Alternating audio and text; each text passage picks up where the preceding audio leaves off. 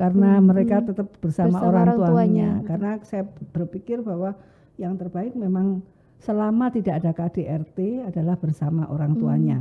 Komunitas itu penting supaya tidak merasa sendiri. Ya. Kenapa kok merasa sendiri? Nanti pasti merasa paling menderita sedunia. Orang kalau sudah merasa paling menderita itu kan akhirnya tidak objektif ya. Ya saya paham ya, karena saya juga anak saya yang paling kecil itu kan ada masalah tadi ya. Rasanya itu kadang gregetan gitu. Gini aja lo nggak bisa gitu. Kadang-kadang ya gitu ya.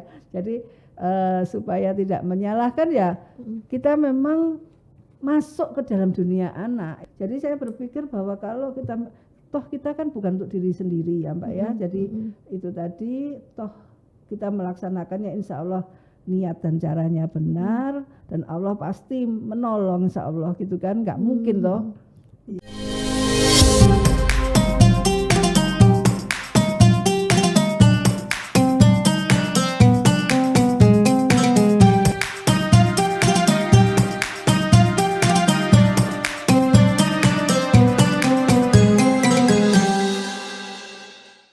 Assalamualaikum warahmatullahi wabarakatuh. Waalaikumsalam warahmatullahi wabarakatuh. Tribuners, selamat datang di podcast spesial Ramadan Harian Surya Tribun Jatim Network bersama saya Vika Ayu.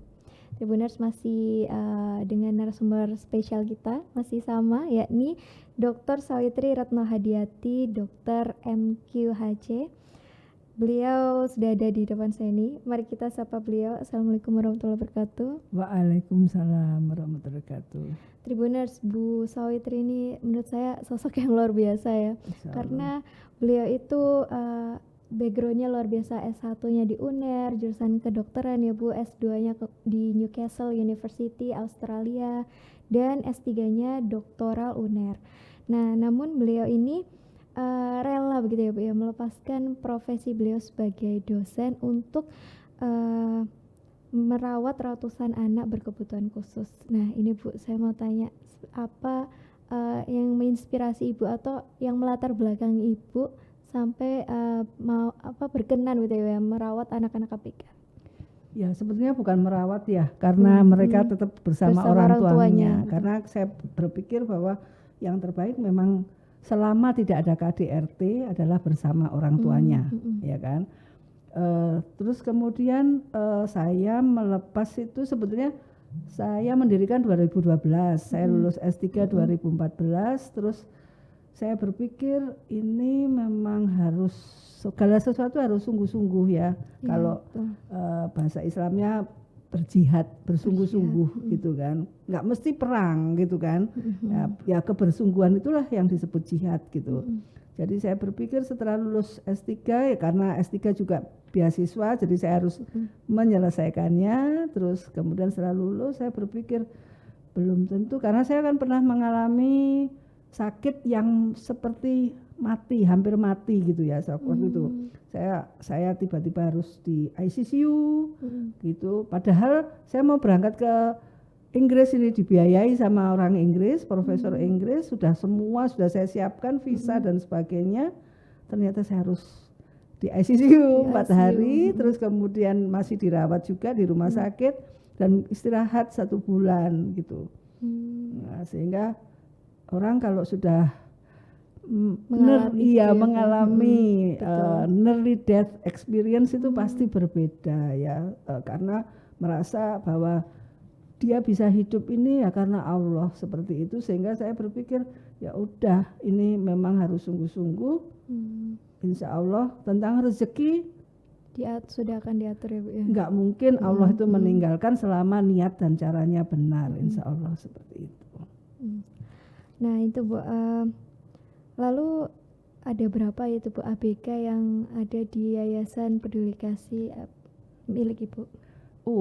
Sebenarnya bukan milik saya. Bukan. Karena ini kan milik orang banyak ya. Nggak ada donatur, ada volunteer, ada tim dan juga ya pemerhati seperti itu ya.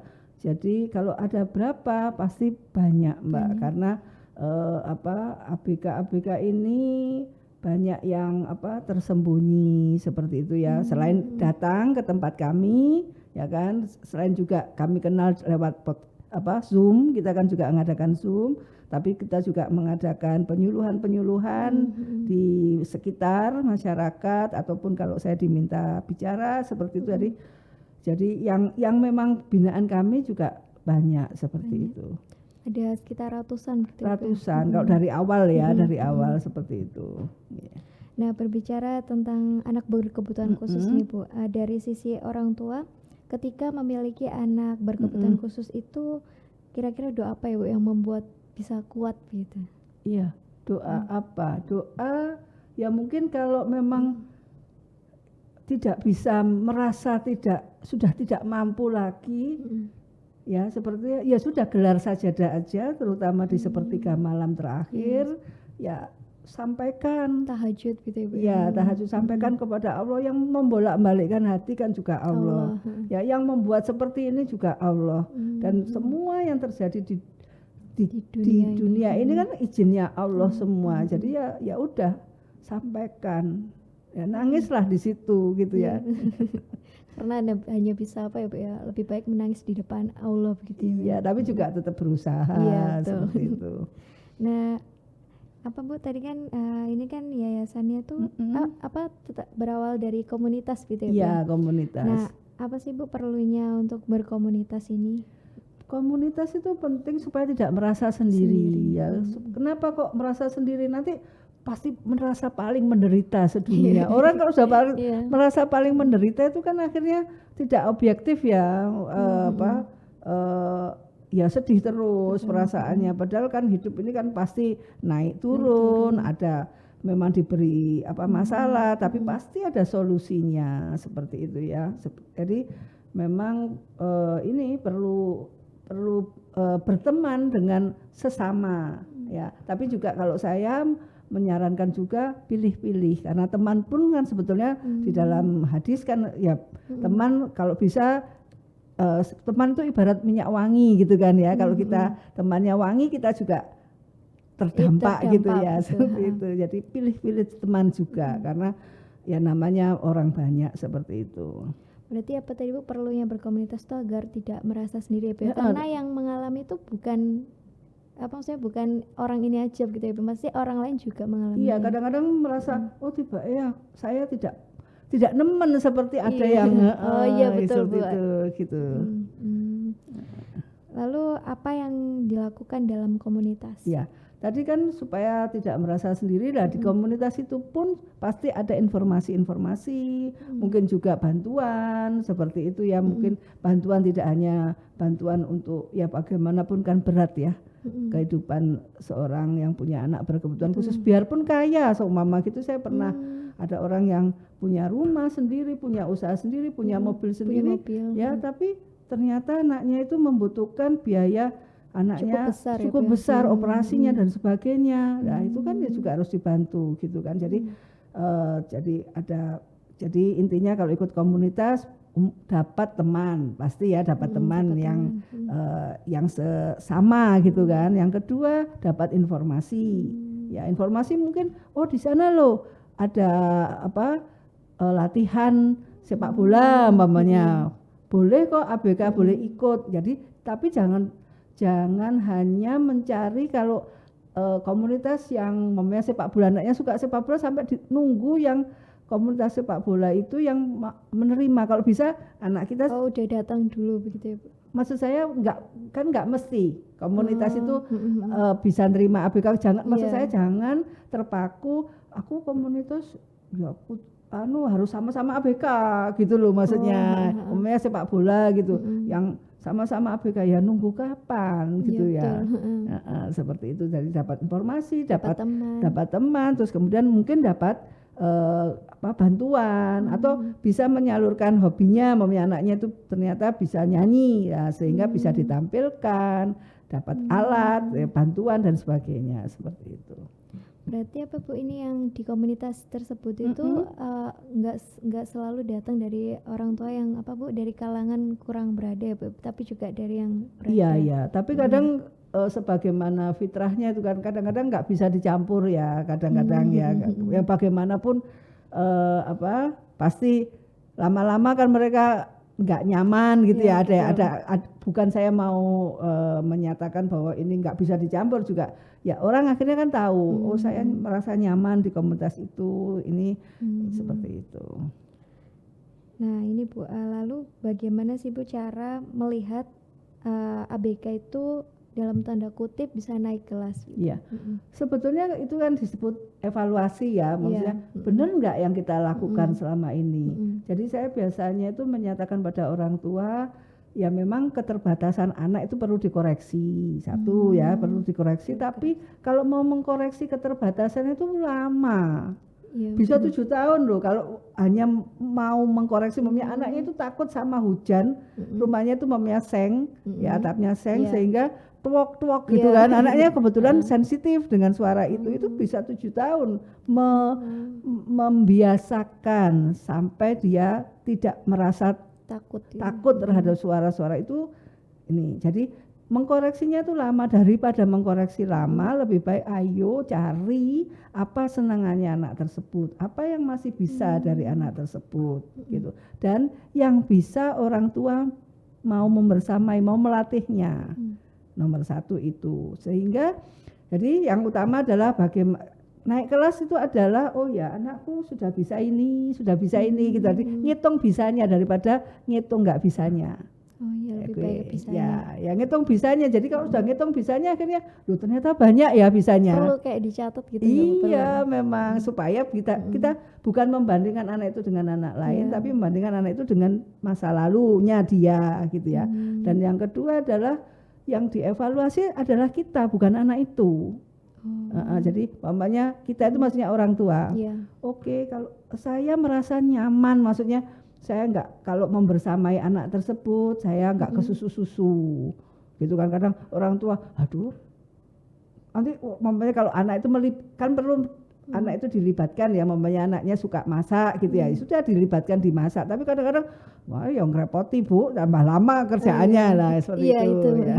Jadi kalau memang orang tua itu merasa nyaman, merasa enggak tergesa-gesa, terus kemudian bisa umpamanya kalau ada orang ngomong itu orang tua kadang-kadang kan suka kecil hati gitu ya. Ya kalau sudah orang tua bisa legowo dan akhirnya bisa ngembangkan, oh anakku bisa ini loh, bisa ini dan sebagainya, itu ya itu yang naik kelas. Saya suka tadi Ibu nyebut kata membersamai itu ya. Nah gimana sebagai orang tua biar nggak terlalu menyalahkan, maksudnya menyalahkan anak ini gitu ya? Iya sebetulnya ya saya paham ya, karena saya juga anak saya yang paling kecil itu kan ada masalah tadi ya, rasanya itu kadang gregetan gitu, gini aja loh nggak bisa gitu, kadang-kadang ya gitu ya. Jadi supaya tidak menyalahkan ya kita memang masuk ke dalam dunia anak, seperti tadi yang membersama itu masuk ke dalam dunia anak, benar-benar kita memahami oh iya, dan cari lebihnya daripada kurangnya. Ya, itu nggak mudah memang. Iya betul. Nah ini Bu, selain tadi cerita Ibu ya yang bikin saya juga merinding ya Bu ya, tadi Nearly Dead itu ya Bu ya, yang akhirnya menginspirasi Ibu untuk mendirikan yayasan ini. Nah selain itu saya juga pernah baca kalau Ibu itu pernah mengikuti seminar di Amerika ya Bu ya, tentang apa itu Bu? Women and Disability.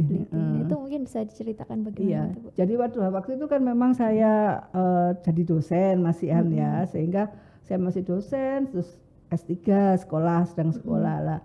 Itu ada beberapa kemudahan dari universitas maupun fakultas kalau dosen itu bisa dibiayai kalau diterima di conference, atau paling tidak conference-nya harus, kalau di UNER itu harus oral presentasi, sehingga saya ke sana gitu ya. Waktu itu memang saya sebenarnya nggak terlalu tertarik gitu ya. Yang mengadakan adalah American Psychological Association gitu kan. Saya bukan psikologi, tapi ya memang waktu itu saya memang termasuk rajin untuk apply gitu ya, seperti itu. Akhirnya keterima, ya sudah ada yang membiayai. Saya di sana tuh saya melihat, loh ini waktu itu di Gallaudet University ya, di universitas yang untuk anak tuli. Di situ semua pokoknya lengkap, ada mobil antar jemputnya, ada hotelnya, ada pokoknya lengkap. Saya waktu seminar itu saya melihat, loh ini semua yang disabilitas itu siapa ya? Saya sampai bingung saya iya. Loh, kalau yang pakai kursi roda elektrik ya, dan nggak ada hambatan kan di sana ya, seperti itu. Yang yang tuli pun bisu bisa dia jadi presenter waktu itu. Jadi saya berpikir, loh, wong aku kan saya sudah sakit kan, itu sudah sakit, alhamdulillah sembuh gitu ya. Terus saya berpikir, loh, yang disabel siapa ya? Aku ini sebetulnya juga disabel kan gitu ya. Loh, berarti selama orang tua itu aware dengan anaknya, kedua ya memang pemerintah semua yang terlibat di ABK itu profesional dan sebagainya, itu juga punya kepedulian terhadap ABK ya, dan teknologi baik IT maupun teknologi assistive device ya, alat-alat untuk membantu dia untuk mandiri dan sebagainya. Selama 3 itu ya saya pikir sama saja nggak ada disabilitas itu. Kita juga punya disabilitas masing-masing, tiap orang kan punya disabilitas masing-masing. Jadi saya berpikir, oh ini bisa dikerjakan di Indonesia ya. Tapi karena dulu saya penelitiannya S3-nya tentang lansia gitu, saya berpikir ya memang kalau gitu ya saya cari yang lebih panjang gitu kan prognosenya ya. Jadi kemungkinan untuk lebih bagusnya kan lebih panjang ya kalau anak gitu. Saya akhirnya ketemulah dengan istilah ini. Lalu ini Bu, kalau di sana ya Bu, di Amerika itu bagaimana cara memperlakukan ABK? Perbedaannya dengan di Indonesia itu seperti apa? Ya kita nggak bisa membandingkan ya karena situasinya berbeda. Jadi saya selalu bilang ya yang penting nomor 1 adalah kita memantaskan diri ya. Di sana kan memang sudah lebih lama ya kan. Kemudian mereka juga bilang bahwa mereka juga berjuang ini selama 30 tahun, dia bilang gitu, untuk jadi seperti ini, dan memang masih diskriminasi, mereka bilangnya seperti itu, masih terjadi diskriminasi menurut mereka gitu kan. Jadi saya berpikir ya kita berjuang menuju ke sana juga seperti. Jadi tentang di sana seperti apa ya memang karena pemerintahnya juga peduli, ya orang tua juga peduli dan sebagainya, seperti itu tadi. Nah ini teman-teman Tribuners nih, yang menarik nih, di hadapan kita sudah ada karya-karya dari anak berkebutuhan khusus yang ada di Yayasan Peduli Kasih ABK Ibu Sawitri. Boleh ini Bu diceritakan nih kepada teman-teman Tribuners ada apa aja nih Bu? Iya. Jadi ini adalah salah satunya adalah lukisan, sebetulnya lukisan dari anak autis. Dia itu ngelukisnya suka ngelukis organ tubuh. Oh iya. Nah, selalu dia mau mengambil buku saya terus dicontoh seperti itu, atlas saya gitu ya, atlas kedokteran gitu ya, dicontoh. Dan lama-lama dia bisa menghubungkan antara gambar ini maunya paru-paru dengan dirinya. Tapi anaknya memang belum bisa bicara, sehingga gambaran apapun itu selalu berbentuk ini, orang menghadap ke kanan gitu ya, terus kemudian menghadap ke kiri ya, terus ada organnya. Lah ini pinter-pinternya juga tim kami kan ada yang anak-anak muda ya, yang desain grafis, terus dia membuat ini dijadikan shawl, dijadikan tote bag, dijadikan tas serut seperti ini. Nah, jadi keren banget ya Bu, ini saya tadi ngiranya mobil. Berarti ini organ tubuh begitu ya Bu ya? Organ tubuh gitu ya. Jadi memang kreatif banget. Yang kita perlu menghargai karya anak. Jadi kadang-kadang orang tua itu kan terus diremet-remet gitu kan. Iya, terus dibuang gitu. Jadi kita kadang ini ada lukisannya itu jangan dibuang Bu. Kita ini nanti ada mungkin dicetak seperti ini gitu. Nah kemudian selain ini tadi Bu lukisan, ada juga ini teman-teman ini ada ya bros, masker, tali masker, gantungan kunci gitu. Kita kan juga ngadakan ini les jahit. Iya, les jahit ya. Les jahit selama 12 kali pertemuan, ditambah lagi ada les sulam. Les sulam, jadi les sulamnya 3 kali pertemuan. Nah ini karya-karya mereka. Itu berarti yang mengajarkan siapa Bu? Yang mengajarkan alhamdulillah ya, semua itu Allah ya. Alhamdulillah kita bertemu dengan instruktur ya, jadi instruktur yang merupakan crafter atau instruktur yang merupakan guru jahit seperti itu, sehingga alhamdulillah ada yang ngajari gitu Mbak. Itu kita kan sebetulnya hanya connecting the dots. Itu ya betul. Iya. Nah ini karya-karya ini apakah diperjualbelikan? Iya tentu saja, karena yayasan kan juga gratis, harus pinter. Jadi nomor satu kita hitung pembiayaannya, biasanya ya HPP-nya anak ini nanti dapat berapa, bahannya berapa dan sebagainya, sudah tahu gitu ya. Terus kemudian kita jual, dan cara menjualnya adalah dengan kita juga ngajak hotel kayak gitu ya, hotel, sekolah internasional, ya teman-teman pemerhati seperti itu. Tadi Ibu bilangnya ini yayasannya cuma-cuma ya Bu ya, luar biasa sekali. Lalu bagaimana Ibu bisa optimis ya Bu itu tetap bisa bertahan gitu? Iya, kita memang 2012 berarti sudah hampir 11 tahun 11 tahun lebih sekarang ini. Jadi saya berpikir bahwa kalau kita kan bukan untuk diri sendiri ya Mbak ya. Jadi itu tadi toh kita melaksanakannya insya Allah niat dan caranya benar, dan Allah pasti menolong insya Allah gitu kan, nggak mungkin toh. Ya. Nah ada berapa base campnya gitu ya? Oh masih satu Mbak, itu aja satu masih mencari, pasti belajar untuk kita sekarang ini sedang memadukan antara karena orang tua kan banyak yang nggak bisa nganter anaknya karena kerja, karena single parent, karena harus kontrol sehingga kadang itu nggak bisa sekolah rutin gitu ya, atau anaknya kadang-kadang juga ya nggak bisa diam, dianggap pengganggu seperti anak saya waktu yang pertama waktu itu. Jadi kita ngadakan homeschool ya, dan juga dipadukan dengan home care. Jadi maksudnya ada PR yang bisa dikerjakan orang tua di rumah ya, baik untuk supaya anak itu kreativitas dan juga anak tidak tidak terpuruk gitu ya, kondisinya tidak mundur seperti itu. Dan kita juga ada penjaminan pembiayaan. Jadi seperti asuransi ini kan belum ada toh ya. ABK itu diterima, asuransi itu belum ada. Tapi kita nggak berani langsung asuransi seperti itu. Tapi kita jadi setelah jadi kalau orang tua rajin dikasih beasiswa. Jadi tadi gratis ya kan.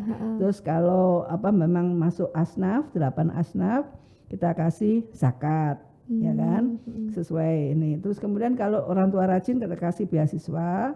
Terus setelah berlangsung sebetulnya dari hasil penelitian yang kami lakukan, maksudnya pengalaman kami 4 tahun tuh biasanya perilakunya itu menetap gitu kan, maksudnya kebiasaan kebiasaan baik gitu ya, jadi 4 tahun. Tapi kalau langsung 4 tahun kok ya lama gitu ya. Jadi 1 tahun itu kita keluar, kalau ini tadi akhirnya ada modal, seperti modal gitulah untuk orang tua bisa mengembangkan minat anaknya tadi.